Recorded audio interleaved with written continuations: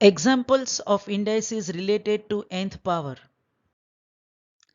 Solving of indices with nth power. Now in this type of sums, we have two types of example. Here you can see both. Number one, in which you can see the terms are in either in product or in division. And in second example, you can see there is subtraction in between. Both are to be solved in two different ways. Now let us understand how we can solve each of them. In the first one, first thing we will do is first we will prime factorize the given number in the brackets, that is 27, 8 and 18. That will give us 3 cube raised to 2 n upon 3 into 2 raised to 3 into minus n upon 6 whole upon 3 square into 2 whole raised to minus n by 2. Here 18 is actually 9 into 2 and 9 is 3 square.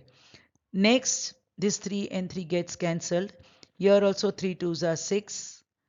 Hence, on simplification, this gives us 3 raised to 2n into 2 raised to minus n by 2, and in denominator the power minus n by 2 is being distributed 3 raised to 2 into minus n by 2 and 2 raised to minus n by 2.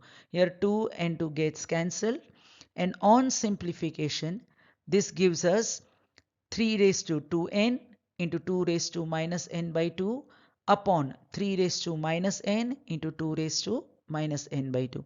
Now this can be simplified with same base. We know that when any numbers are in product, the bases are same, we add the power, and if bases are same and the numbers are in division, we subtract the power. The same law we are going to apply here. I have differentiated both the different base with two different colors. So as per that, 3 raised to 2n minus minus n, that will give us 3 raised to 2n plus n into 2 raised to minus n by 2 plus n by 2. That will give us 3 raised to 3n into 2 raised to 0, which is equal to 3 raised to 3n into 1, because 2 raised to 0 is 1. And finally, it gives us 3 raised to 3n. So whenever we have a sum with nth power, which is in multiplication and division, directly we apply the law of power, addition of power or subtraction of power as per the product and division. But as seen in second one, when we have a sum where we have minus or plus, that is addition or subtraction in between, first we split the term with nth power. That is, here we can see that f5 raised to n plus 3 gives us 5 raised to n into 5 raised to 3. Minus 16 into 5 raised to n plus 1 gives us 5 raised to n into 5 raised to 1. Similarly in the denominator.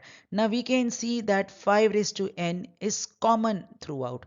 So we will remove 5 raised to n common in numerator as well as in denominator, which will get cancelled. On simplification of this, we get 125 minus 80 upon 12 minus 10, which in turn gives us 45 upon 2, which is equal to 22 upon 5. So this is how we deal with the indices with nth power. I hope you have understood this. Thank you.